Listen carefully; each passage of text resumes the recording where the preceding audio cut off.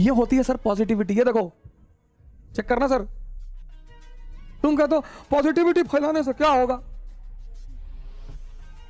और अगर आप मेरे कहने पर किसी का विरोध नहीं कर रहे हैं तो आप पागल हैं। आपको विरोध करना है आप करिए, एकदम करिए। लेकिन इस देश में लोग विरोध पर्दे में बैठकर करते हैं। ऑस्ट्रिया की गर्दन पकड़ ली, हरा दिया ऑस्ट्रिया को। ट्रीटी ऑफ कैंपो फॉर्मियो 1797 पढ़ना सर आज विकिपीडिया में डालकर, सलाम करोगे नेपोलियन को सर। अरे बोले आपको धन्यवाद कह दें, इस मंदिर के भगवान को धन्यवाद कह दें, बोले मंदिर में कोई भगवान नहीं है। ये तो मेरी आदत है, मैं उसका नाम लेकर कह देता हूं। वो तो तुम जीत गए, तुम्हारी किस्मत। जय हिंद फ्रेंड्स। च्वांगसू बहुत बड़ा संत हुआ चाइना का। च्वांगसू, चाइना छोटे छोटे राज्यों में बटा हुआ था उस वक्त। तो एक राज्य दूसरे राज्य पर, च्वांगसू जिस राज्य में था वो छोटा सा राज्य था, तो उसके बगल वाला जो बड़ा राज्य था, बड़ा ताकतवर राज्य था, जो इसके राज्य का मित्र था, उसने पता नहीं किसी बात पे नाराजगी हुई और उस ताकतवर राज्य ने च्वांगसू के राज्य पर हमला कर दिया। अब राजा को तो पता था कि यार हम तो गए, छोटा सा राज्य। अब 1856 में झांसी रानी लक्ष्मीबाई कि हम क्यों इतना महिमा मंडन करते हैं, छोटा सा बिंदी भर का राज्य, बिंदी भर का, जिन अंग्रेजों की सत्ता पूरे भारत में स्थापित हो चुकी है वो उनसे लड़ रही है। क्या हिम्मत रही होगी, क्या निश्चित तौर पर वो महिला उतार रही होगी। 1856-57 जब भारत पर, पूरे भारत पर लगभग कब्जा, पूरा भारत पर कब्जा। पंजाब 1848, 1765 बंगाल, 1799 मैसूर, 1817 मराठा, 1843 सिंध, 1848 पंजाब, 1856 अवध, पूरे भारत पर कब्जा। और वो छोटी सी झांसी की रानी लड़ रही है। वो दम है सर। ऐसा ही कुछ मसला था। एक झांसी जैसा स्टेट और एक ईस्ट इंडिया कंपनी जैसे स्टेट ने च्वांगसू के राज्य पर हमला कर दिया।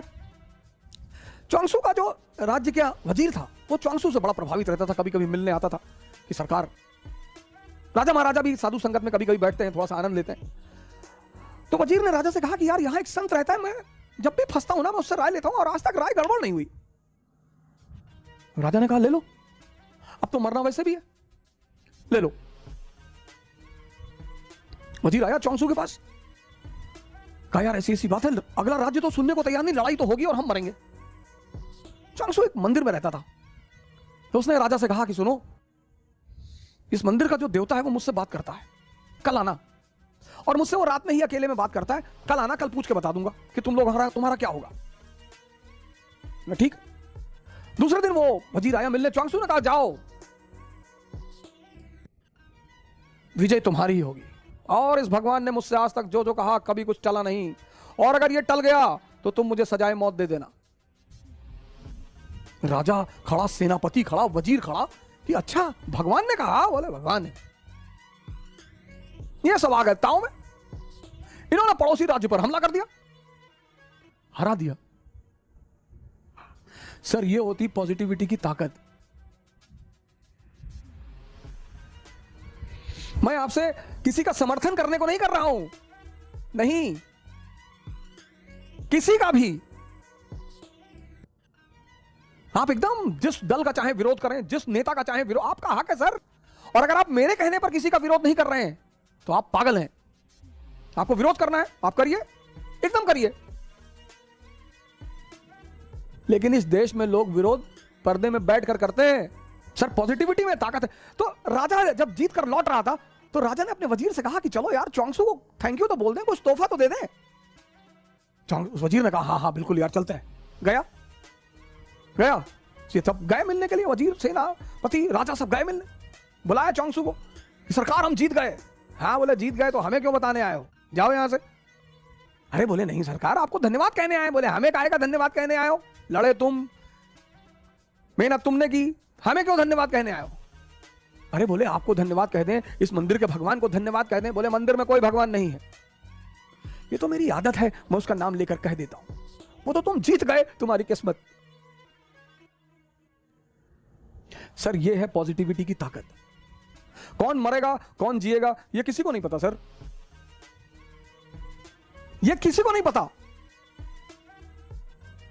लेकिन यह है पॉजिटिविटी की एक ताकत।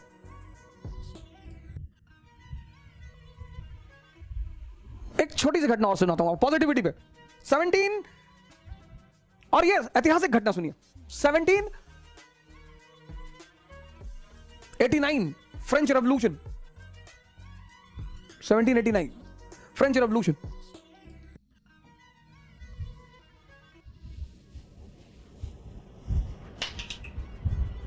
जबरदस्त जबरदस्त रेवोल्यूशन। और 1781 financial bankruptcy. Financial bankruptcy. Sir check करिएगा fact. 1799 French revolution, 1781 financial bankruptcy France. सोचिए सर, फाइनेंशियल बैंकरप्सी। बिना पैसे के आप घर नहीं चला सकते, राष्ट्र कैसे चलाएंगे? 1789 French revolution, political anarchy, economic anarchy. Austria declared war on France. सोचिए सिचुएशन देखिए। Austria declared war. Austria declared war on France. Austria ने फ्रांस पर हमला कर दिया। सिचुएशन देखिए सर, घर में आग लगी है, पड़ोसी ने हमला कर दिया। सर ये हमारे साथ भी हो सकता है सर। घर में आग लगी है सर, पैसा नहीं है, राजनीतिक अस्थिरता, लुई 16 को बंदी बना दिया गया सर। और उसी में एक आदमी को 1797 में आर्मी का कमांडर बनाया जाता है, commander in chief Napoleon. Army depressed, surrendered.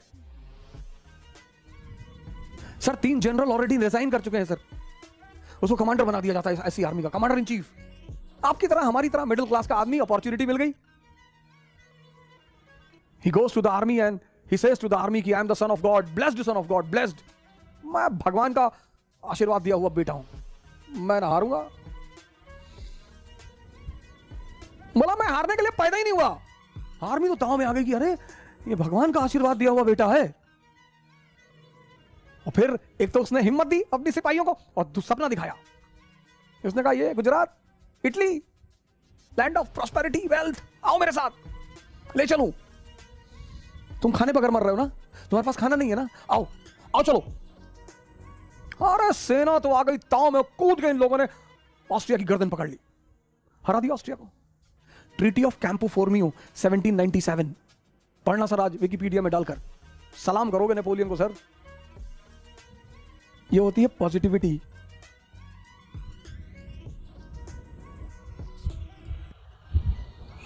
Election में वोट देने जाओगे तो हमसे पूछ के जाओगे, इसको देना होगा देना। अभी उस पर भी आ रहा हूं, इलेक्शन पे भी, आज इलेक्शन पे भी चर्चा करूंगा। ये होती है सर पॉजिटिविटी। ये देखो चेक करना सर। तुम कहते हो पॉजिटिविटी फैलाने से क्या होगा,